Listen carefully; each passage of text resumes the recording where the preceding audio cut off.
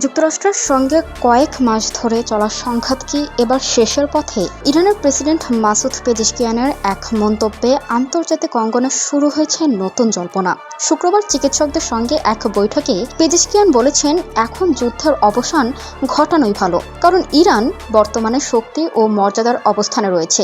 তার দাবি, পুরো বিশ্ব ইরানের বিজয় স্বীকার করেছে। ইরানের প্রেসিডেন্ট আরও অভিযোগ করেন, যুক্তরাষ্ট্র আন্তর্জাতিক নিয়ম লঙ্ঘন করে ইরানের স্কুল, হাসপাতাল ও অবকাঠামোয় হামলা চালিয়েছে। এসব কর্মকাণ্ডের কারণে বিশ্বজুড়ে যুক্তরাষ্ট্রের ভাবমূর্তি ক্ষতিগ্রস্ত হয়েছে বলেও দাবি করেন তিনি। তবে যুদ্ধ শেষ করার ইঙ্গিতের মধ্যেই ইরানের ওপর চাপ বাড়িয়েছে ওয়াশিংটন। নতুন করে নিষেধাজ্ঞা জোরদারের ঘোষণা দিয়েছে যুক্তরাষ্ট্র।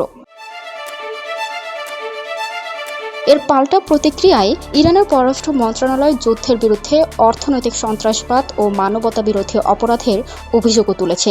একই সঙ্গে নিষেধাজ্ঞার সঙ্গে জড়িত ও এর পরিকল্পনাকারীদের বিচার ও শাস্তির আওতায় আনার দাবি জানিয়েছে তেহরান। তাহলে কি সত্যি যুদ্ধ থামাতে চাইছে ইরান, নাকি শক্ত অবস্থানে থেকে কূটনৈতিক আলোচনার পথ তৈরি করছে পেজেশকিয়ান? এখন সবার নজর তেহরান ও ওয়াশিংটনের পরবর্তী পদক্ষেপের দিকে।